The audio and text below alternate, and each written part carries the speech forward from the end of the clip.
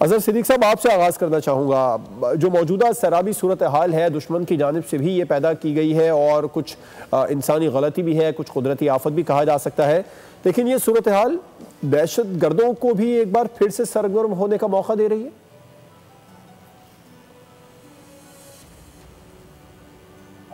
बहुत शुक्रिया। देखें, एक बात तो बड़ी वाज़ेह तौर पर है कि नालायकियां, नाअहलियां, मिस मैनेजमेंट, बैड मैनेजमेंट, ये सारे मामला तो चल रहे हैं, लेकिन क्या हम सीखा भी है?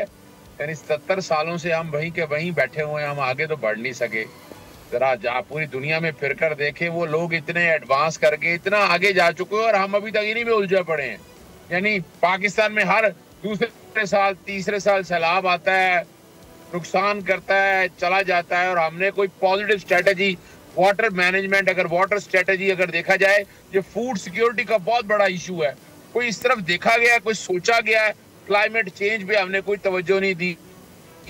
हमने हमारी तवज्जो सारी बाकी चीजों की तरफ तो है, तो ठीक है, टिकटॉक बना लें, वीडियोस बना लें, उस तरफ हमारी तवज्जो, हम परफॉर्मेंस शो कर रहे हैं, थैलों पे, लिफाफों पे तस्वीरें लगाकर पता नहीं क्या साबित करना चाहते हैं। अगर आज पूछा जाए इनसे क्या आपके पास क्या प्लानिंग है, मिसाल के तौर पर चले, नेशनल डिजास्टर मैनेजमेंट अथॉरिटी बनाई गई,